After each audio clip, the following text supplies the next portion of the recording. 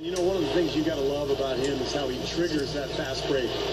The instant he gets the ball in his hands, he's looking to make the outlet pass and always seems to put it on the money. And he is also a tireless worker under the glass, Steve. More than a few guys have been on the receiving end of one of his elbows when the rebound is up for grabs. He uses his body very well. Well, picking up again on the Timberwolves. Last season, 17-35 record against the rest of the Western Conference, which was third worst in the conference. As Steve, you might expect, that's got to improve.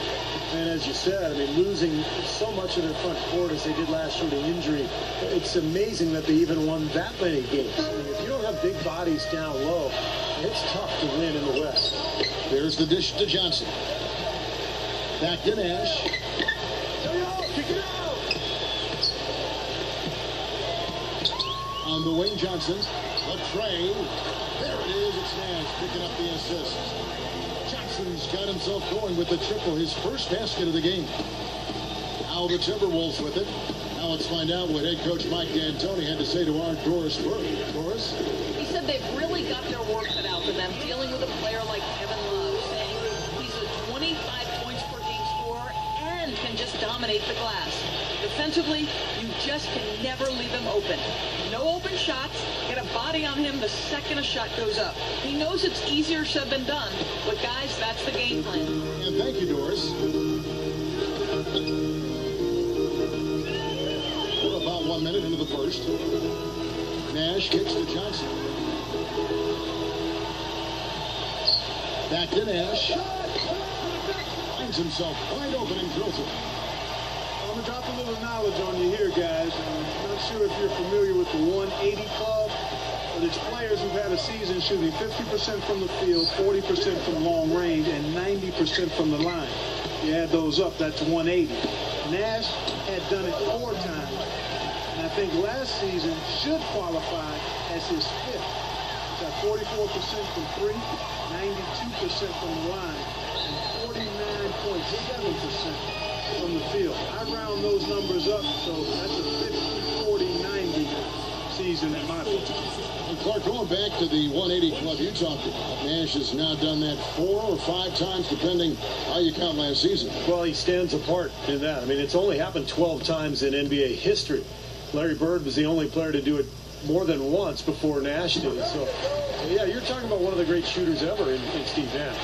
And, you know, for the Lakers last season, a lot of turmoil. And you think about the coaching change, but it wasn't just that. It was a Bulls again can't hit. not looking good for him so far. 4 straight misses to start the game. Rubio gets a screen from Love.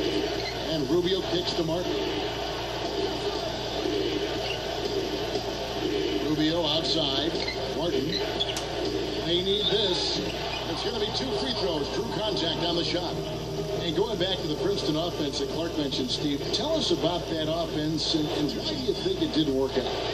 Well, they only gave it 5 games, Kevin. I mean, Mike Brown was 1-4 when he got fired, and that's impossible to install an offense and expect it to work that quickly. So, I mean, I think the offense would have been fine if they had given it time and given Mike Brown some time to install it. For Los Angeles, they've gotten their first 3 shots to go in for them to start off this game. Picking up again on the Timberwolves. Road travel can be especially tough on them, just given the geography where their home city is in relation, Steve, to the rest of the NBA. Well, particularly in relation to the rest of the West, because, you know, there the Timberwolves are up north and kind of in the middle of it. But look, there are no excuses in the NBA. I mean, here is Love after the made shot from Farmer. And it's Love penetrating. Gets it to go. Well, they needed that one finally. That's just 1 of 5 now overall. Los Angeles leading by 4. Here's Farmar. Dishes it to Johnson. Off target from 3-point range. For Minnesota, they've gone just 1 for 5 from the field. Farmar kicks to Young. And easy 2 points on the layup. He's so good at recognizing where the openings are and getting the ball to the rim. Shooter and scorer who can get hot in a hurry. I think his best role is to play him kind of in a Jamal Crawford type role. Here's Peck to the line. Official saw the contact and he'll shoot 2.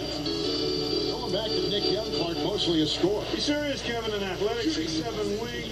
I don't think there's any reason he can't be a plus rebounder and defender, but it's clear that his focus... Made the luxury tax much more punitive, but certainly the Lakers blessed with the financial wherewithal to be a tax-paying team. The problem is it can hurt your flexibility under the new rules just to make deals, and that's going to be the challenge for LA.